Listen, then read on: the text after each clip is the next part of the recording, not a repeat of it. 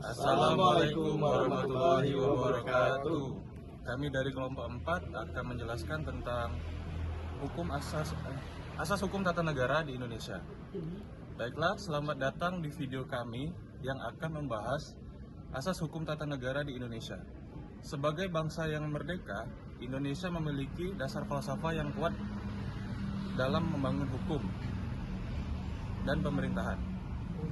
Mari kita jelajahi bagaimana Undang-Undang Dasar 1945 dan Pancasila menjadi fondasi utama hukum kita.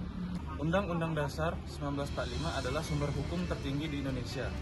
Semua peraturan yang ada harus berdasarkan dan selaras dengan Undang-Undang 1945. Di dalamnya terkandung prinsip-prinsip dasar yang memberikan panduan bagi pemerintahan untuk membangun sistem hukum yang adil dan demokratis. Undang-Undang Dasar 1945 juga berperan penting dalam melindungi hak-hak rakyat serta menjaga keutuhan bangsa.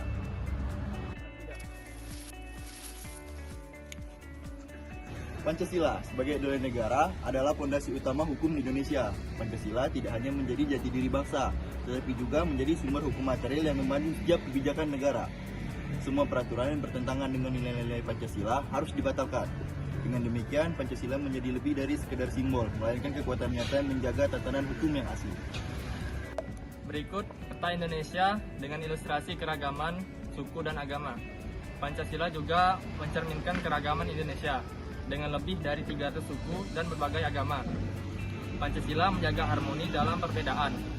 Setiap agama dihormati dan dijamin kebebasan kehidupannya.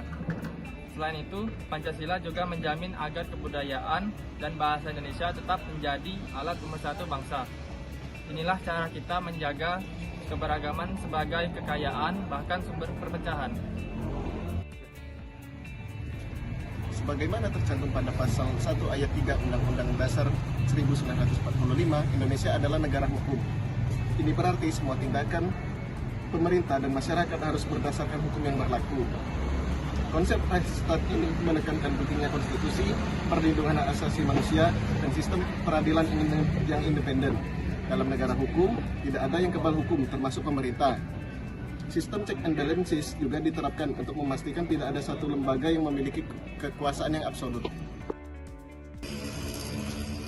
Jadi, bisa kita ketahui bahwa pada dasarnya UUD 1945 dan Pancasila tidak akan pernah lepas dari hukum tata negara Indonesia. Mereka tidak hanya menjadi simbol, Tapi juga menjadi fondasi yang menjaga keadilan, Kesejahteraan dan keadilan bangsa.